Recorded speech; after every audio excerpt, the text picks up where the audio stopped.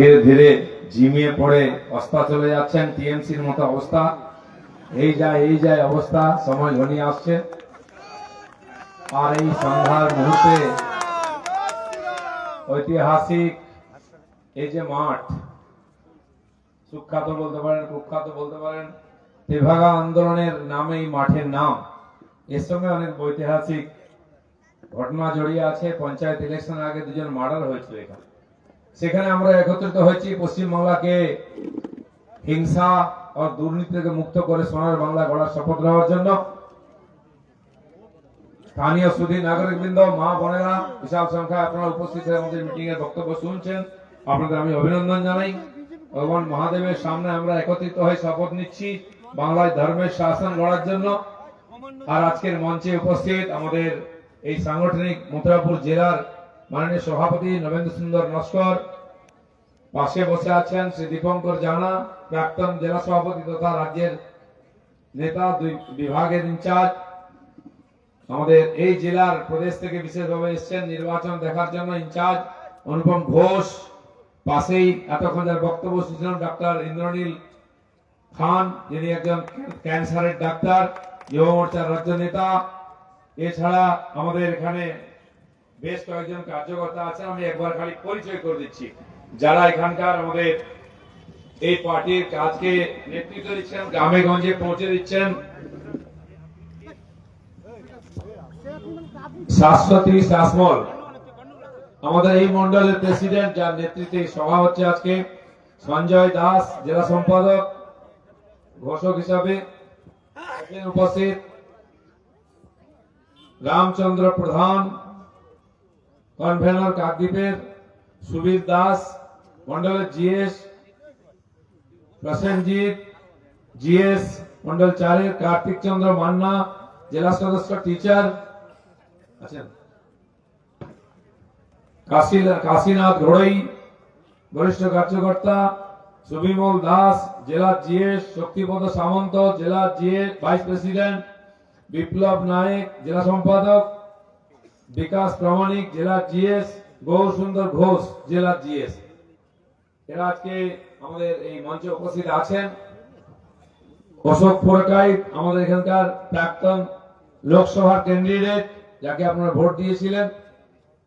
এই প্রত্যন্ত সুন্দরবন অঞ্চলে দুর্গম নদী নালার মধ্যে ঘেরা, তার মধ্যে পার্টিকে গ্রামে গঞ্জে পৌঁছে দেওয়ার জন্য তারা অক্লান্ত পরিশ্রম করছেন। এবং আগামী 26-এর বিধানসভা নির্বাচনে এত অঞ্চল থেকে একাধিক বিধায়ক গিয়ে যেন আপনাদের দুঃখ কষ্টের কথা বিধানসভায় তুলে ধরতে পারেন, তার জন্য চেষ্টা করছেন। সেজন্য আপনাদের আশীর্বাদ, ভালোবাসা, সহযোগিতা লাগবে, যাতে আমরা বাংলাকে নতুন করে গড়তে পারি। এই কাকদ্বীপ, নামখানা, আগে গেলে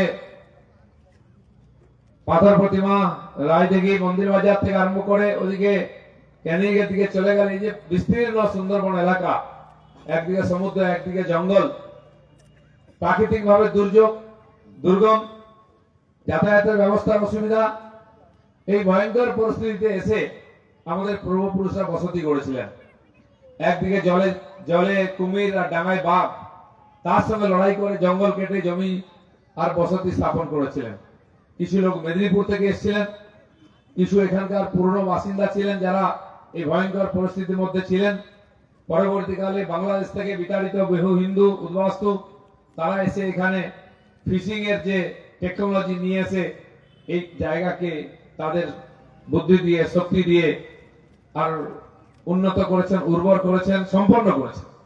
আজ কাকদ্বীপের যে উন্নতি যেটুকু হয়েছে, মানুষ যেভাবে সচ্ছল হয়েছেন, তার জন্য সমুদ্রে ফিশিং একটা বড় আমাদের কাছে মাধ্যম, যেটা ওপার বাংলার বিশেষ করে চট্টগ্রাম অঞ্চলের লোকেরা এসে এখানে শুরু করেছেন তাদের পরিশ্রমের দ্বারা। সব মিলেমিশে আমরা এখানে আছি। আমিও প্রায় 30-40 বছর ধরে কোনো না কোনো ভাবে এই এলাকায় যাতায়াত করি। আমার বাড়ি হচ্ছে ঝাড়গ্রাম জঙ্গল মহলে।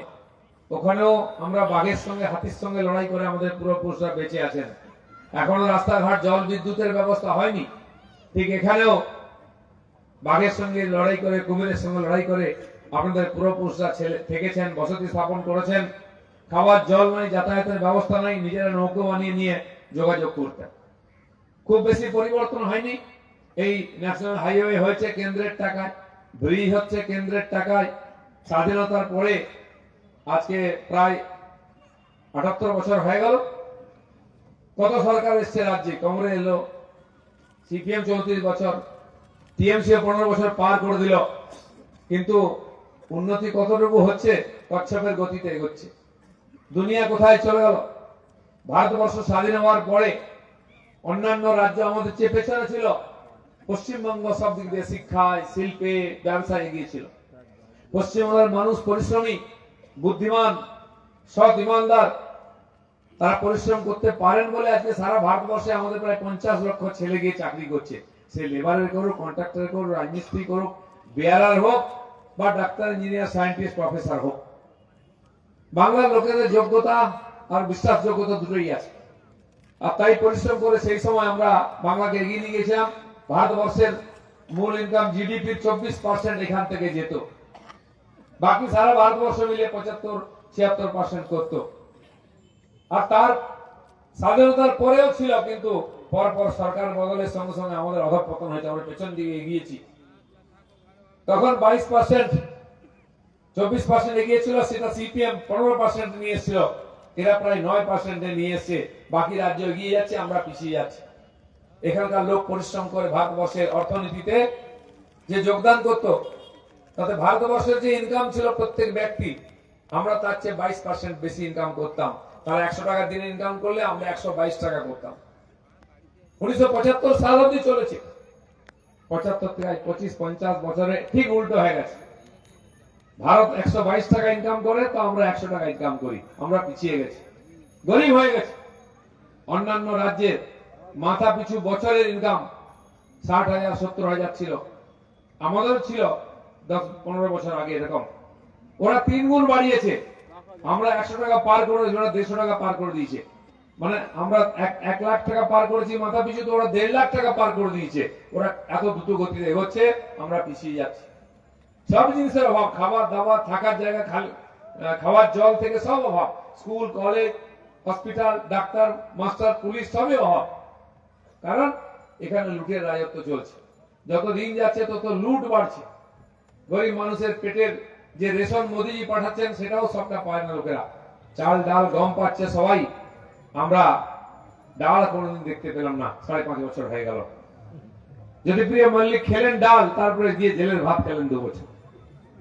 মন্ত্রীরা কম্পিটিশনে জেলে যাচ্ছে। পার্থবাবু কতদিন থাকবেন, জ্যোতিপ্রিয় মল্লিক কত বছর থাকবেন, জীবন আর বাবু কতদিন থাকবেন, আর মৃণালবাবু কত বছর থাকবেন, আরো সব এমএলএরাও আছে। কে কত বেশি দিন জেলে থাকতে পারে, সে তত বড় নেতা। টাকা আমি ভাবছেন যে বাড়িটা করলাম, ছাদটা কি করে দেবো?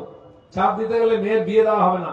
ছেলেটাকে ভাবলাম বাইরে পড়তে পাঠাবো, তাহলে বাড়ি করবো কি করে? থাক, এবছর করবো না, এই ত্রিপল লাগিয়ে দিয়ে ঘরটাই থেকে যায়। আর টিএমসি নেতাদের টাকা, এত টাকা ব্যাংকে রাখলে ধরা পড়ে যাবে, বাড়িতে রাখলে চোখে পড়বে। নতুন ফ্ল্যাট কিনে নিয়েছে খালি টাকা রাখার জন্য। পুলিশ খুঁজতে খুঁজতে গিয়ে দেখে যেই দরজা খুলেছে, হুড় করে টাকার বান্ডিল পড়ছে, গোলাপি গোলাপি। ৬০০ কোটি টাকা জমা আছে ঘরের মধ্যে। গরিব মানুষের টাকা লুট করে নাও। এখনো আজকে একটা রাস্তা, আমাদের একটা পাড়ার রাস্তা ১০ লাখ টাকা দিয়ে ফুটপাত হয়ে যায় ২০০ টাকা, সেটা হচ্ছে না। কালার মধ্যে আমরা সাইকেলটা বাজারে রেখে আসি, বাইকটা বাজারে রেখে আসি, বাড়ি আনতে পারি না। বাড়ি থেকে হাতে চপ্পল নিয়ে বেরোই, বাজারে হাত পা ধুয়ে চপ্পলটা পরে গাড়িতে উঠি। শীতের সময় আমি এসে, বৃষ্টির সময় এসে দেখেছি গ্রামে, খেতে গেছি বাড়িতে, ইট রেখেছে, লাফিয়ে লাফিয়ে যাচ্ছি। কেন? অথচ দেখুন অতি সম্প্রতি পাড়ায় সমাধান বলে এক একটা বুথেতে ১০ লক্ষ টাকা দিয়েছে টিএমসি। আপনারা কেউ পেয়েছেন সেই টাকা? কেউ পেয়েছেন? পাবেন না। মনে করুন ২০০৯ সালে আইলা হয়েছিল, আমফান হলো, তারপরে টাকা তো এসেছে। দিদিমণি ঘোষণা করে ৫০,০০০ কোটি টাকা ক্ষতি হয়ে গেছে, ১ লাখ কোটি টাকা ক্ষতি হয়ে গেছে, দিতে হবে দিতে হবে। এখন রোজ বলেন আমাদের টাকা দেয়নি, মনে হচ্ছে বাপের জমিদারির টাকা ওখানে জমা রেখে দিল্লি। কার টাকা? বাড়ি ভেঙে গেছে, টাকা দিতে হবে। আর সেটা বলেই যাচ্ছেন ১০ বছর এত টাকা বাকি, অত টাকা বাকি, যেমন সুদ জমা এসছে। এখন টাকা তো এলো, যা এসছে উনি ঘোষণা করলেন প্রত্যেকে যার বাড়ি ভেঙেছে 20,000 টাকা দেবো। আপনারা কজন পেয়েছিলেন 20,000 টাকা? এই দক্ষিণ 24 পরগনায় উনি বলেন 50,000 কাঁচা বাড়ি ভেঙে গেছে। আমি জানি না 50,000 আছে কিনা। 5,000 লোকও পায়নি যারা বাড়ি ভেঙেছিল। টাকা শেষ হয়ে গেল। কোথায় গেল? খোঁজ খোঁজ খোঁজ খোঁজ টিএমসির প্রধানের অ্যাকাউন্টে, তার বউর অ্যাকাউন্টে, সালার অ্যাকাউন্টে, ভাইপো টিএমসির সমস্ত নেতা বুথ থেকে মন্ডল তার অ্যাকাউন্টে 20,000 টাকা চলে গেল। যখন চেঁচামেচি হলো, বললো কি বাবা টাকা তো টিএমসির হাতে চলে গেছে, আমাদের না।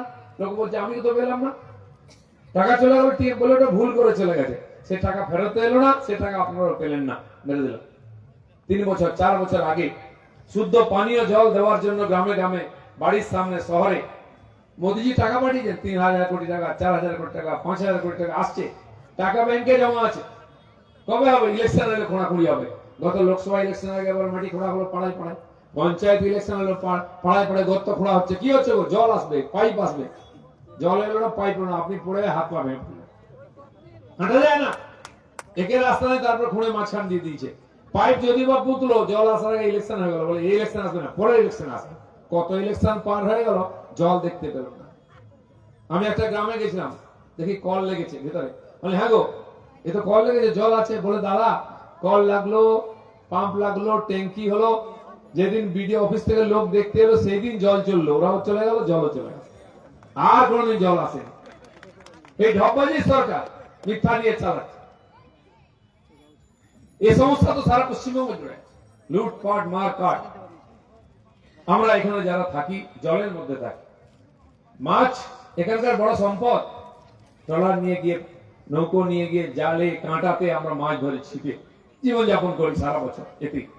আর এই করতে গিয়ে বহু লোক যেমন জঙ্গল সুন্দরবনে মধু ভাঙতে গিয়ে বাঘের পেটে যায়, বা মিন ধরতে গিয়ে বাঘের পেটে যায়, কামড় খেয়ে নেয়, কুমির খেয়ে নেয়।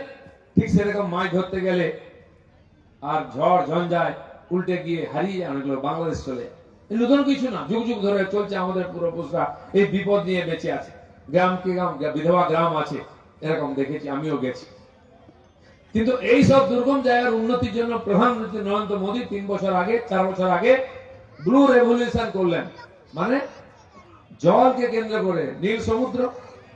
তো সমুদ্রের জীবন যাদের জীবিকা, তাদেরকে স্বাবলম্বী করতে হবে। কি করতে হবে? গরিব মানুষ খেটে খায়। তো এই প্রজেক্টের মাধ্যমে তাকে লোন দেওয়া হবে। যে ব্যবসা করবে বড়, সে ট্রলার কিনবে, লক্ষ লক্ষ টাকা খরচা, তাকে ট্রলারের লোন দেওয়া হবে। যে এমনি ডুঙ্গি করে মাছ দেবে, তাকে জালের জন্য মাছ দেওয়া হবে। ট্রলারের জন্য জাল লাগে, তো জালের জন্য লোন দেওয়া হবে, ট্রলারের জন্য দেওয়া হবে। আরো সমস্ত আজকাল যন্ত্রপাতি বেরিয়েছে, সেগুলো কিনে নিয়ে যখন সমুদ্রে যেতে হয়, সেখানে মাছ কোথায় আছে জানা যায়। ক্যামেরা বেরিয়ে গেছে, বোঝা যায় মাছের ঝাঁক কোথায় আছে। শব্দ দিয়ে সোনারের মাধ্যমে বোঝা যায়। এ সমস্ত কেনার জন্য কেন্দ্র সরকার প্রজেক্ট তৈরি করলো। এখানে কতজন পেয়েছেন আমি জানি না, কিন্তু টাকা এসছে, লুট হয়ে গেছে। কোন প্রজেক্টের টাকা এখানে পায় না সাধারণ মানুষ। আর যদি পেতে হয়, আগে আপনাদের ঘুষ দিতে হবে। আবাস যোজনার বাড়ি নিতে যান, বলে আগে 20,000 টাকা দে, বলে 20,000 টাকা তো আমি কাঁচা বাড়ি করে উপরে টিন দিয়ে দিতাম, তোমার কাছে আসবো কেন? বলে তাহলে হবে না, যাও। শৌচালয় কেন্দ্র সরকার 10,000 টাকা দিল, রাজ্য 3,000 দেবে। 13,000 টাকা ইট বালি সিমেন্ট টিন হয়ে যাবে, প্যান লেগে যাবে, শৌচালয় হয়ে যাবে। গরিব মানুষ কজন পেয়েছেন? আমি উড়িষ্যায় গেছি, বিহারে, ঝাড়খণ্ডে গেছি, দিল্লি, ওদিকে গ্রামে গেছি, উত্তরপ্রদেশে। প্রত্যেকটা বাড়ির সামনে একটা আপনি পাখা পায়খানা দেখবেন, লেখা আছে ইজ্জত ঘর, হিন্দিতে। ইজ্জত ঘর মানে মহিলাদের সম্মানের জন্য এটা মোদিজি করে দিয়েছে। 3,000 টাকা তো দিলই না, উল্টো 5 বছর আগে আপনাদের অনেকের কাছ থেকে 900 টাকা 1,000 টাকা নিয়ে নিয়েছে কিনা পঞ্চায়েত? উল্টো দেবে কি? উল্টো নিয়ে নিচ্ছে। এই যে লুটের রাজত্ব, এখানকার প্রত্যেকটি গরিব মানুষের যারা লুণ্ঠিত, বঞ্চিত, অত্যাচার, বলতে গেলে মারবে, কেস দেবে, বাড়ি ভেঙে দেবে, থাকতে পারবেন না পাড়ায়। আপনি বাড়ির সামনে গর্ত কেটে দেবে, বাড়ি ঢুকতে পারবেন না। আপনার কারেন্টের লাইন কেটে দেবে, জলের লাইন কেটে দেবে। এই অবস্থা চলছে। আমাদের ডাক্তারবাবু বলছিলেন ব্রিজের কথা, আমি তো ছোটবেলা থেকে শুনে আসছি, গঙ্গাসাগরে ব্রিজ হবে, ব্রিজ হবে। প্রত্যেক বছর গঙ্গাসাগর মেলা হওয়ার আগে দিদিমণি আসবেন, এক ঝুড়ি নারকেল ভেঙে দিয়ে চলে যাবেন। কি হলো? ব্রিজ হবে। আমাদের গাছে নারকেল শেষ হয়ে গেল ভাঙতে, আমাদের ব্রিজ আর হলো না। কত হাজার কোটি টাকা হবে। একবার আগে টেন্ডার করেছিল, কেউ নেয়নি। বলে ব্রিজ হচ্ছে না পাড়া ক্যালভার্ট হচ্ছে, টাকা দিতে হবে তো সমানে। তারপর তোমার ভাইরা গিয়ে আবার কাটমানি খেয়ে নেবে, তো ব্রিজ করবে কি করে? আবার এবারও করেছে, টেন্ডার করছে, দিয়ে কোন বড় কোম্পানি লাসেন টুবরোর নাম বলছে, কারোর সঙ্গে কোনো কথা হয়নি, কোনো টেন্ডার হয়নি, খালি ঢপবাজি একটুকুবাজি হচ্ছে, আমাদেরকে বোকা বানাচ্ছে। যদি ব্রিজ হয় আরো যাত্রী বাড়বে, খালি গঙ্গাসাগরের সময় নয়, সারা বছর যাত্রী আসবে সাগর সঙ্গমে স্নান করতে। আপনারা দেখেন লোকেরা আসেন, বড় বড় বাস লাগে, শত শত বাস, থাকেন যান। ব্রিজ হয়ে গেলে ওখানে হোটেল হবে, যাতায়াতের ব্যবস্থা, থাকার ব্যবস্থা হবে। তো সারা ভারত থেকে গঙ্গাসাগর লোকে আসতে চায়, এত কষ্ট করে আসে, তাহলে ওখানে উন্নতি হবে, ট্যুরিজম ডেভেলপ হবে। আমাদের এই কি বলে কুলপি কাকদ্বীপ এদিকে নিশ্চিন্তপুর থেকে আরম্ভ করে রাস্তা ডবল হয়ে যাবে, 4 লেন হয়ে যাবে, দুই দিকে রাস্তাঘাট, হোটেল হয়ে যাবে। আমাদের লোকেদের আর্থিক উন্নতি হবে, কাজ পাবে ছেলেরা, ব্যবসা চলবে, হাজার হাজার লক্ষ লক্ষ লোক পেলে তারা খাওয়া দাওয়া থাকার ব্যবস্থা হবে, নতুন নতুন গাড়ি চলবে, ব্যবসা হবে। যান অযোধ্যায় লক্ষ লক্ষ লোক যাচ্ছে, ব্যবসা ফেপে ফেলে ফেলে উঠছে, কিন্তু হচ্ছে না, হবেও না। মমতা ব্যানার্জি চলে যাবেন, ব্রিজ করবেন না, খালি ঢপ দিয়ে যাবেন। এইভাবে বোকা বানিয়ে চালিয়ে যাচ্ছেন আমাদেরকে। এবারে যে গঙ্গাসাগর মেলা তো যুগ যুগ চলছে, কুম্ভ মেলাও হলো গত বছর, হয়তো আপনারা অনেকে গেছিলেন গঙ্গাসাগর কুম্ভ মেলা স্নান করতে। গাড়ি নিয়ে গেলাম আমরা, চকচকে রাস্তা হচ্ছে, 4 লেন 6 লেন, ভারতবর্ষের যে কোনো জায়গা থেকে লোকেরা গাড়ি নিয়ে চলে আসছে, আর সারা ভারত তীর্থ করে ঘুরে চলে যাচ্ছে। আমরাও কলকাতা থেকে গাড়ি নিয়ে গেছিলাম, এক রাত্রে গেলাম, পরের দিন স্নান করলাম, তারপরের দিন অযোধ্যা গেলাম, তারপরের দিন কাশী গেলাম, করতে করতে গেলাম। হ্যাঁ, যা সময় লাগে তার চেয়ে বেশি, কারণ লক্ষ লক্ষ গাড়ি রাস্তাতে, ভিড় জাম, লোক গাড়িতে বসে আছে, আজ হোক কাল হোক তো পৌঁছবো, স্নান করবো আনন্দের সঙ্গে। গিয়ে পৌঁছে যান, রাস্তাঘাট সব ব্যবস্থা, থাকার ব্যবস্থা, শৌচালয় থেকে জলের ব্যবস্থা, অঢেল ব্যবস্থা। দেরি হচ্ছে ভিড়ের জন্য, কিন্তু আমাদের এখানে গঙ্গাসাগরে, আমি গতবারে স্নান করেছি গঙ্গাসাগরে, আগের দিন পূর্ণিমাতে, প্রায় বছর যাই আমি। এবারে খালি জয়দেব মেলায় গেছিলাম, গতবার এখানে স্নান করলাম, দিয়ে গেলাম প্রয়াগে মহাকুম্ভ স্নান করলাম, দিয়ে অযোধ্যায় গিয়ে সরজুতে স্নান করলাম, এসে আবার আমাদের হুগলির ত্রিবেণীতে একটা মেলা হয়, ওখানেও স্নান করেছি আমি, দেখলাম সব জায়গায়। এখানে সরকারের কোনো ব্যবস্থা নেই, খালি বলে দিচ্ছে 60 লক্ষ লোক স্নান গেছে, 70 লক্ষ গেছে, 7 লাখও যায় না। এবারে বলেছে 50-60 লক্ষ, কত 70-80 হাজার লোকের টিকিট পাওয়া গেছে, কুপন। লোকগুলো যখন যায়, সে তো উড়ে উড়ে যায় না, সে নৌকো পার হয়, তার কাছ থেকে সরকার ট্যাক্স নেয়, তাকে টিকিট দেয়, সবই হিসাব আছে। ভুল মারলে কি হবে? খালি মিথ্যা কথা, খালি মিথ্যা কথা। কারণ এই যে টাকা অ্যালটমেন্ট হয় সরকার থেকে একটা, তার পঞ্চায়েত, জেলা পরিষদ, এমএলএ, এমপি সবাই খায়। তো 5 লাখ লোক এলো আর 200 কোটি টাকা খরচা হয়ে গেল, লোকে কি বলবে? তারা ডাকাতি করেছে। তাই বলছে না, 50 লক্ষ লোক তার জন্য খরচা হয়েছে। প্রত্যেক বছর এখানে লুট হয়, ভগবানের নাম করে লুট হচ্ছে, ধর্মের নামে লুট হচ্ছে, আর খালি হিন্দুদের বোকা বানাবার জন্য হচ্ছে। আমরা আসার সময় দেখছিলাম এখনো গেট গুলো আছে, সেই গেটের মধ্যে কোথাও সাধু সন্ন্যাসী ফটো নাই, যত বড় বড় চোরেদের ফটো আছে, হাইকোর্ট ফটো আছে, পিসিমনির ফটো আছে, আরো নেতাদের, যত বড় চোর তার তত বড় ছবি। আর সেখানে কোথাও একটু গেরুয়া চিহ্ন দেখলাম না, একটা গেরুয়া রং থাকবে তো, কারণ সাধু সন্ন্যাসীরা স্নান করতে আসে, তাদের ছবি থাকার কথা আছে। চোরেদের সকাল থেকে উঠে চোখ পড়লেই দিনটা খারাপ যায়, সকাল থেকে বিকাল এরকম চলছে, চুরির ডাকাতি, ধান্দাবাজি আর সরকারি পয়সা লুট।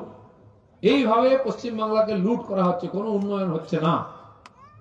সারা মানে এই 15 বছর ধরে লুটের চলছে। এখানে আমরা ঘর থেকে বেরোলেই খাল, বিল, নদী সব জায়গায়। ইন্দ্রনীলদা বলছেন যে ব্রিজ হয়েছে নামখানায়, আমি তো অনেক বছর আগে গেছি, ওখানে নৌকো পার করে অনেকবার গেছি আমি, বকখালি গেছি, আরো ভেতরে গেছি। ব্রিজ হয়েছে, সুন্দর লাগছে, ভালো। এই ব্রিজ করতে এত বছর লাগলো কেন?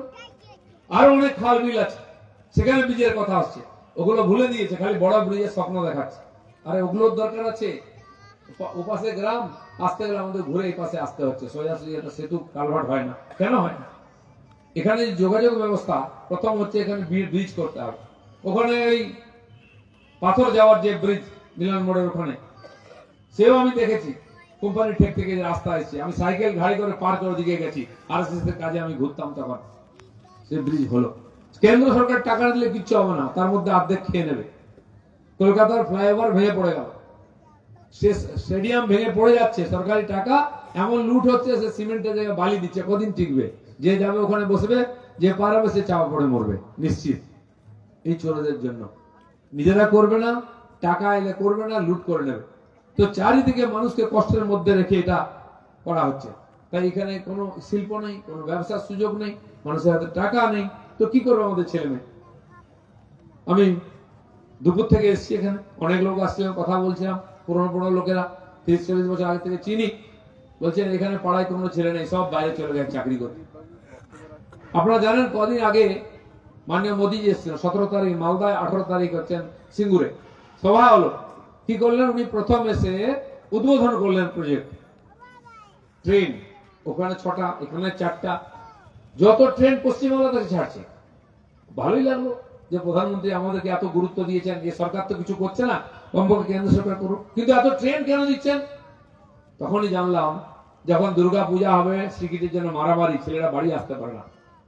হোলি, দীপাবলি, বিয়ের সিজন হলে সব এদিকে আসে, রাস্তা নেই। ঈদ হলে মুসলমান ছেলেরা সব আসে, টিকিট নেই, উপরে চড়ে আসতে হচ্ছে। পশ্চিমবাংলা থেকে প্রায় 50 লক্ষ ছেলে যারা বাংলার বাইরে চাকরি করছে, তারা যাতে বাড়ি ফিরতে পারে সময় এবং ফিরে যেতে পারে কাজে, তাই প্রধানমন্ত্রী পশ্চিমবাংলা থেকে সমস্ত ট্রেন চালু করেছেন। ওদিকে আসাম প্রথম চালু হলো বন্দে ভারত, যেটা একেবারে বিমানের মতো ভেতরে, কেউ পুরী যায়, কেউ কামাখ্যা যায়। আপনি কলকাতায় চড়বেন, সকালবেলা কামাখ্যায় পৌঁছে যাবেন ঘুমিয়ে, স্লিপার ক্লাস। শিলিগুড়ি থেকে বসে যাওয়ার আছে, এখান থেকে রাতে শুয়ে যাওয়ার ট্রেন চালু হলো, প্রথম ট্রেন বন্দে ভারত স্লিপার, সেটা কলকাতা মানে কালীঘাট থেকে কামাখ্যা শুরু হয়ে গেল, প্রধানমন্ত্রী দিয়েছে। এরকম একাধিক অমৃত ভারত, মানে আধুনিক ট্রেন তাড়াতাড়ি পৌঁছবে, কিন্তু ভাড়া একই।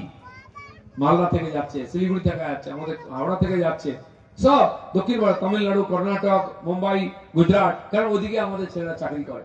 আমি গত 5-7 বছরে দেশের প্রায় সব রাজ্যে গেছি সংগঠনের কাজে, ভালো হোটেলে থেকেছি। ঢুকলেই প্রথম যে ব্যাগটা নিয়ে যাবে সে বাংলায় কথা বলে, দাদা কেমন আছেন, আমাকে জিজ্ঞেস করুন তুমি এখানে বলে কি করবো, চাকরি করি। যে জল দিতে আসবে, যে খাবার দেবে, যে টেবিল পরিষ্কার করবে, যে বিছানা বানিয়ে দিচ্ছে, সব কিন্তু বাংলার ছেলে। এইসব কাজ করছে পশ্চিমবাংলা সমস্ত হোটেলে।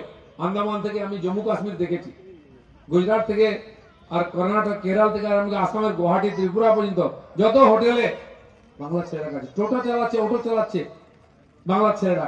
সিকিমে গেছি, পাহাড়ের উপরে রাজমিস্ত্রির কাজ করছে, বাড়ি হচ্ছে, ওখান থেকে আমাকে আওয়াজ দিচ্ছে, দিলীপ দা বলে, আমি এখানে কে রে ভাই, বলে কুচবিহার থেকে এসে চাকরি করছে।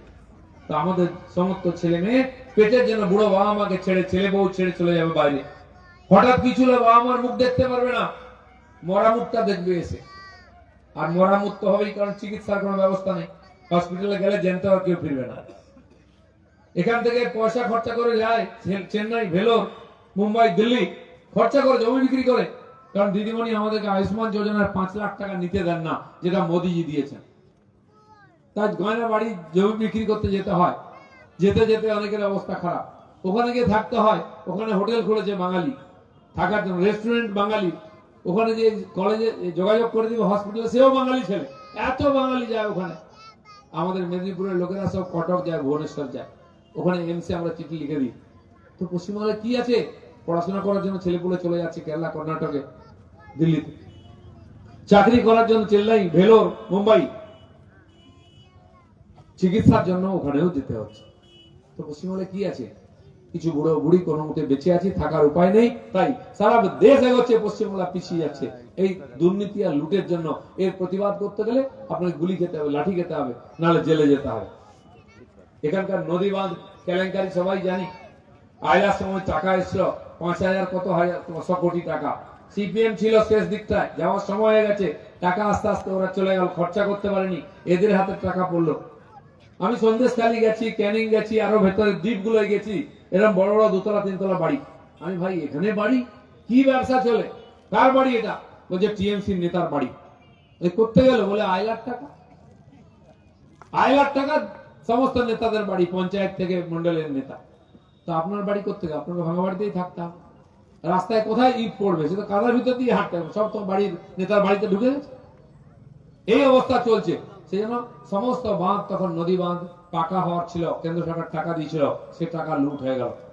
তাই আমিও 2 বছর 1-1.5 বছর আগেও এসছিলাম এখানে, কয়েকটা নদীর ধারে গেছিলাম, দেখি হিটাচি দিয়ে কাদা নিয়ে নিয়ে বাঁধ দিচ্ছে। বলে এটা কদিন চলবে? বলে একটা সিজন, প্রতি বছর বাঁধ দেবে, বন্যা আসবে ভেঙে যাবে, মাঝখানে আপনার জমির চাষটা গেল, নোনা জল ঢুকে যাবে, চিংড়ির ভেড়িও গেল, ওরা টাকাটা নিল, আর বন্যা চলে গেল, পরের বারে আবার সেই বাঁধ বাঁধতে হবে। এই চলছেই। সিপিএম আমল চলতো, টিএমসি আমলে চলতো। এখন বেশি টাকা আসছে, বেশি লুট হচ্ছে, আর বেশি কষ্ট আমাদের। এই লুটের রাজত্ব চলছে নদী বাঁধ নিয়ে। দিদিমণি সেইবার বলেছেন, আমার মনে আছে, আমফান হওয়ার পরে যে একটা নূতন বৈজ্ঞানিক ব্যবস্থা আমরা পেয়েছি, আর জল ঢুকবে না। কি? ম্যানগ্রোভ লাগাবো। কত? 5 কোটি ম্যানগ্রোভ গাছ লাগাবেন নাকি, যত নদী বাঁধ আছে, যত সুন্দরবন এলাকায়। আপনারা দেখেছেন কেউ 5টা গাছ কোথাও লাগিয়েছে? আমি গিয়ে দেখলাম এক জায়গায় এরকম চড়া পড়ে গেছে, তখন বৃষ্টির পরে গরু চড়ছে, একটা দুটো গাছ আছে। কি বলে? এই তো ম্যানগ্রোভ লাগিয়েছে। তার জন্য খেললো কোটি কোটি টাকা। যত রকম লুট করা যায়, মিথ্যা কথা বলে, ভুল বুঝিয়ে লোককে, যেন লোক ভুলে যাওয়ার কি বলবো, তখন বড় কথা বলে পাস করে দিল, টাকা গেল। পরিযায়ী শ্রমিকরা আমফান এ সময় ফিরে এসেছিল, কোভিড মহামারীর সময়।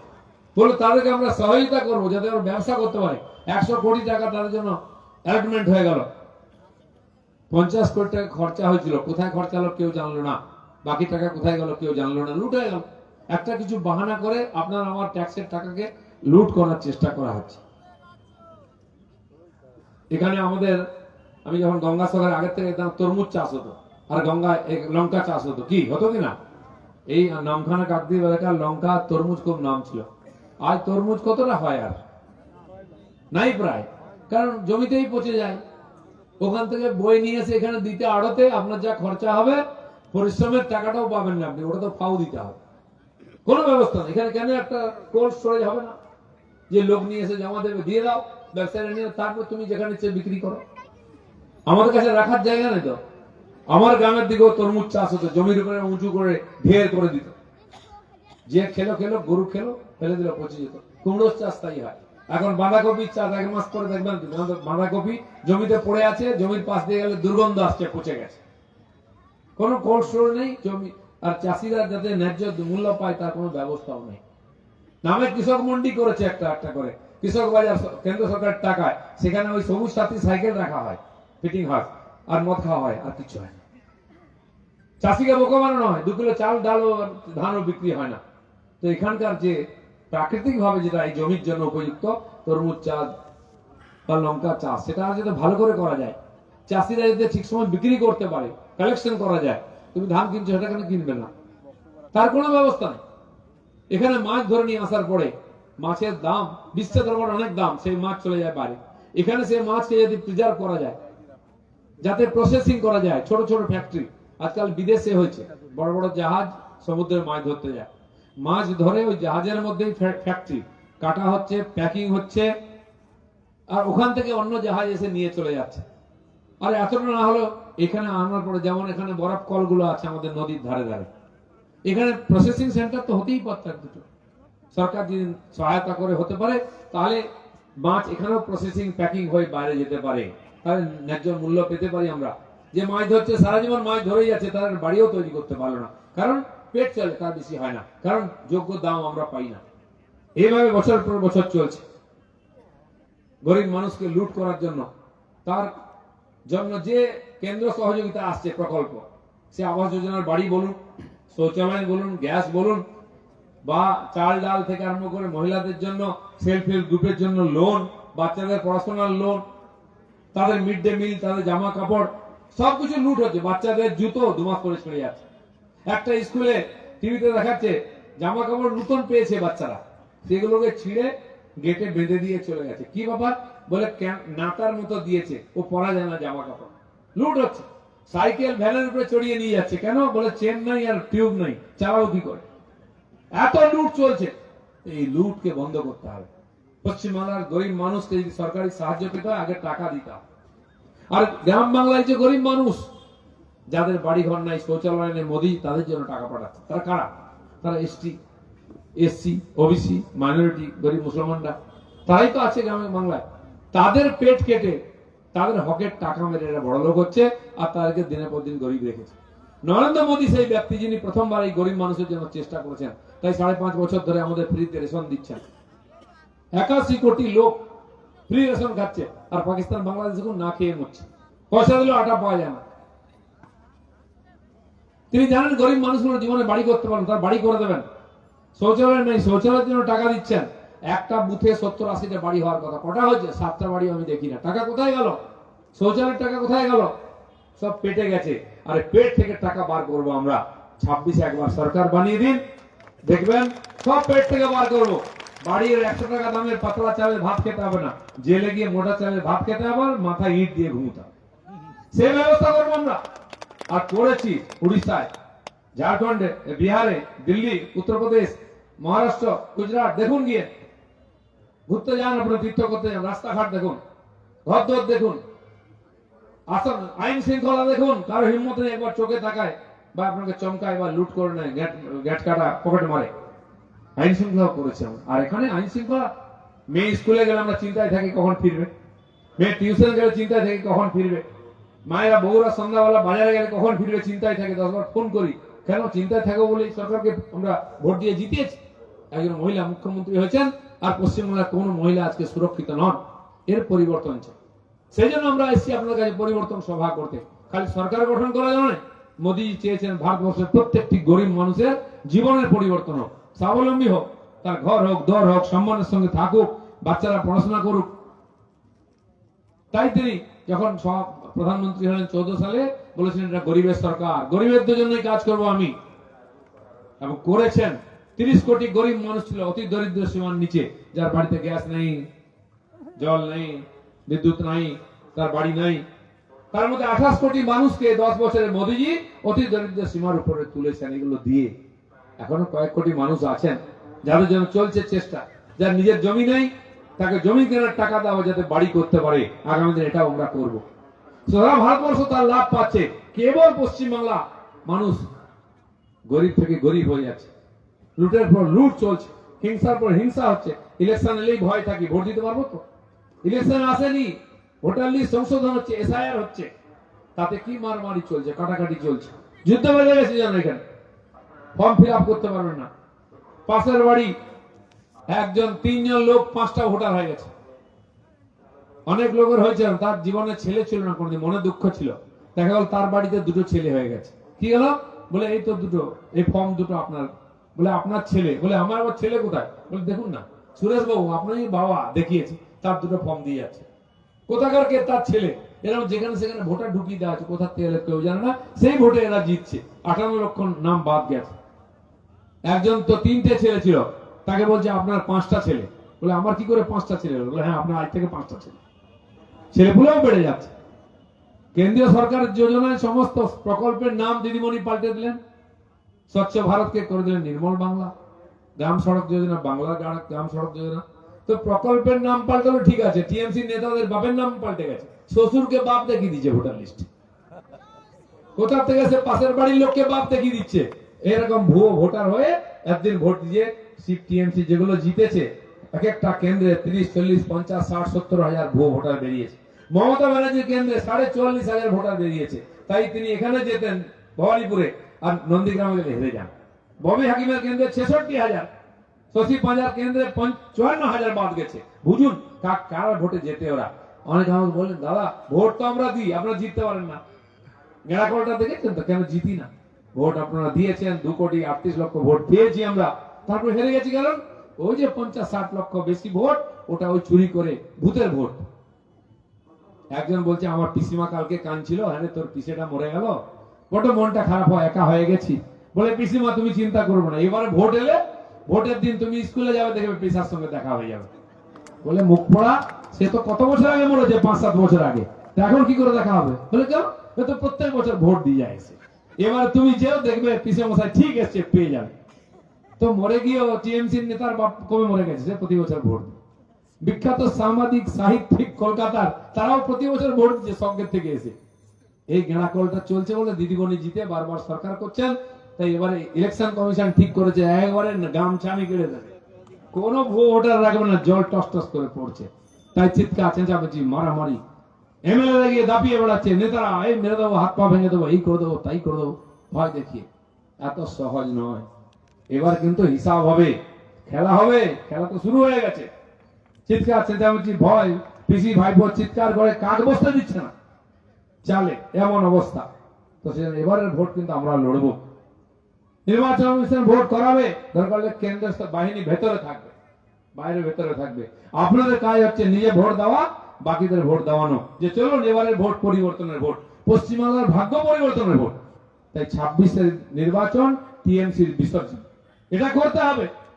26-এর নির্বাচন টিএমসির বিসর্জন করে দেখান। বাংলাকে যদি পরিবর্তন করতে হয়, ছেলে মেয়েদের ভবিষ্যৎ যদি পরিবর্তন করতে হয়, তাহলে কিন্তু পরিবর্তন করতে হবে, বিজেপির হাতে দিতে হবে। মোদীজি বলেছেন একবার আমাদের হাতে বাংলাকে তুলে দিন, পাল্টে দেবো বাংলাকে, সোনার বাংলা করে দেবো। এটা মোদীজির গ্যারান্টি। তো মোদী যা বলেন সেটা করেন, যা বলেছেন তা করেছেন, আগামী দিনও তাই করবেন। আপনার কাজ হচ্ছে এবার বিজেপিকে মনে রাখা, 2 ফুল নয় 1 ফুলে, পদ্ম ফুলে ভোট দিয়ে বিজেপিকে জেতানো। ধন্যবাদ। ভারত মাতা কি।